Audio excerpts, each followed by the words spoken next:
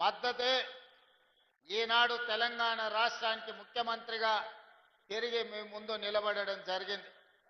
అదేవిధంగా నిర్మల్లో మొట్టమొదటి కార్యక్రమమే కాదు, మొట్టమొదటి భారీ బహిరంగ సభ కూడా ఆదిలాబాదు ఉమ్మడి ప్రాంతంలోనే ఇంద్రవెల్లిలో దళిత గిరిజన దండోరా కార్యక్రమాన్ని తీసుకొని ఆనాడు వేలాది మంది కదం దొక్కి ఆశీర్వదించడంతో ఈనాడు ప్రజాపాలన, ప్రజలు కోరుకున్న పరిపాలన ఈరోజు పేదలకు అందుబాటులోకి వచ్చింది.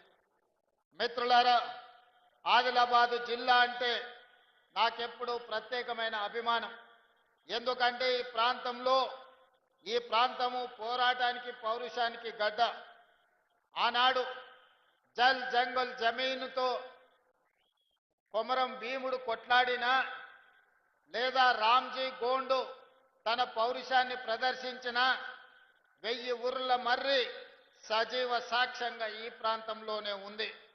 ఆనాడు ఈ ప్రాంత అడవి కోసము, ఈ ప్రాంత నీళ్ల కోసము, ఈ ప్రాంత భూమి కోసము కొట్లాడి ఆదర్శంగా నిలబడ్డ ప్రాంతమే ఆదిలాబాదు ప్రాంతం. రామ్జీ గోండ్ కొమరం భీముడిని ఆదర్శంగా తీసుకొని పోరాటాలు చేసి సాధించుకున్న తెలంగాణ రాష్ట్రంలో అత్యంత వెనుకబడిన ఆదిలాబాదు జిల్లాకు ఎంతో న్యాయం జరగాల్సి ఉండే. కానీ జరగాల్సినంత న్యాయము, రావాల్సినన్ని నీళ్లు, చేయాల్సినంత అభివృద్ధి ఉమ్మడి ఆదిలాబాదు జిల్లాలో జరగలేదు. అందుకే ఆదిలాబాదు జిల్లాను పాలమూరు జిల్లాకెంత ప్రత్యేకంగా నేను ఏ ప్రాంతం నుంచి అయితే వచ్చినో ఆ ప్రాంతానికి ఏ విధంగా నిధులను అందించి అభివృద్ధి చేయాలని అనుకుంటున్నానో పాలమూరు జిల్లాతో సమానంగా ఆదిలాబాదు జిల్లా అభివృద్ధి కోసం నిధులు ఇస్తానని చెప్పాను. ఖచ్చితంగా ఈ ప్రాంతానికి నిధులు ఇవ్వడమే కాదు, పరిశ్రమలను మంజూరు చేసి ఈ ప్రాంతాన్ని అభివృద్ధి చెయ్యాలని మా ప్రభుత్వము ఉక్కు సంకల్పంతో ముందుకు వెళ్తుంది. మిత్రులారా, ఈనాడు ప్రారంభించుకున్న చనాక కొరాట కావచ్చు, లేకపోతే సదర్మట్ బ్యారేజ్ కావచ్చు, ఈ ప్రాజెక్టులన్నీ కూడా 10 సంవత్సరాలలో అనుకుంటే ఎప్పుడో పూర్తయి ఈ ప్రాంతానికి న్యాయం జరిగి ఉండేది. కానీ ఏదైనా కారణం ఏమైనా ఉండొచ్చు, ఆ 10 సంవత్సరాలలో పూర్తి కాలేదు. కాబట్టి పెద్దలు ఉత్తమ్ కుమార్ రెడ్డి గారు సాగునీటి ప్రాజెక్టుగా మంత్రిగా బాధ్యత చేపట్టిన తర్వాత ప్రత్యేకమైన దృష్టి పెట్టి భూసేకరణకు నిధులను మంజూరు చేసి ఈనాడు ఈ ప్రాజెక్టులను పూర్తి చేసుకోవడం జరిగింది. కానీ ఇది ఆదిలాబాద్ అభివృద్ధికి సరిపోదు.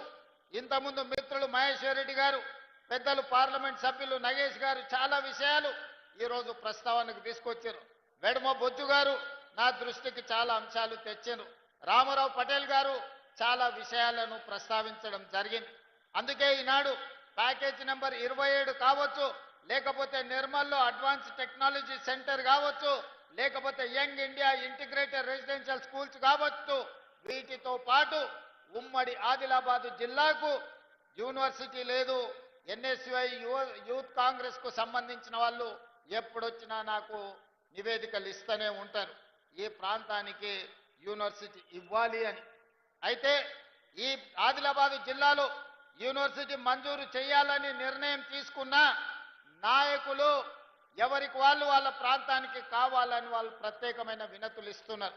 తప్పు లేదు, వాళ్ళు అడగడాన్ని తప్పు పట్టను. వాళ్ళ ప్రాంతానికి యూనివర్సిటీ వస్తే అభివృద్ధి జరుగుతుందని వాళ్ళందరూ ఆశించడాన్ని కూడా నేను ఈరోజు అర్థం చేసుకోగలను.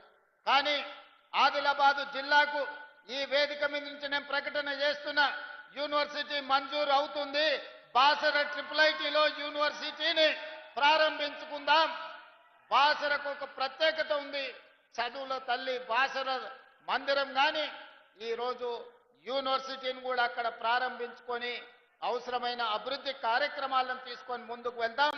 ఇన్ఛార్జి మంత్రివర్యులు జూపల్లి కృష్ణారావు గారికి నేను సూచన చేస్తున్నా, బాసర IIITలోనే యూనివర్సిటీని ప్రారంభించుకోవడానికి అవసరమైన ఏర్పాట్లు, దానికి సంబంధించిన ప్రణాళికలను సిద్ధం చేయండి.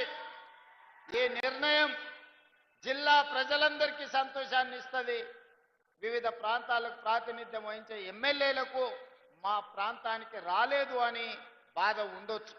కానీ మీరందరూ అర్థం చేసుకోండి. ఇది వాయిదాలు పెట్టుకుంటూ పోతే మీ ప్రాంతానికి అభివృద్ధి కాదు. అందుకే ఆదిలాబాద్ యూనివర్సిటీ బాసరలో ప్రారంభించుకుందాం. మీరందరు వేదిక మీద ఉన్న ప్రజాప్రతినిధులందరినీ కూడా సహకరించాల్సిందిగా నేను ఈ సందర్భంగా విజ్ఞప్తి చేస్తున్నా. అదేవిధంగా నిర్మల్ శాసనసభ నియోజకవర్గానికి ఒక అడ్వాన్స్ టెక్నాలజీ సెంటర్ని మనం ఈరోజు మంజూరు చేయాలని అనుకుంటున్నాము. తప్పకుండా మీకు ఏటీసీని ఇస్తాం. అదేవిధంగా స్టేడియం గురించి, కొత్త కలెక్టరేట్ కార్యాలయం గురించి, మున్సిపాలిటీకి సంబంధించిన నిధుల గురించి, ఇతర అంశాలు చాలా వాటిని మహేశ్వర్ రెడ్డి గారు ప్రస్తావించారు. మిగతా శాసనసభ్యులు కూడా ప్రస్తావించారు. అందుకే పెద్దలు జూపల్లి కృష్ణారావు గారికి, పెద్దలు సుదర్శన్ రెడ్డి గారికి నేను సూచన చేస్తున్నా. ఈ సభ అయిపోయిన తర్వాత ఫిబ్రవరి మొదటి వారంలో మీరు ఈ ప్రాంతంలో ఒక 2 రోజులు ప్రత్యేకంగా సమావేశాన్ని ఏర్పాటు చేసి అధికారులతో, ఎమ్మెల్యేలతో సమీక్ష చేసి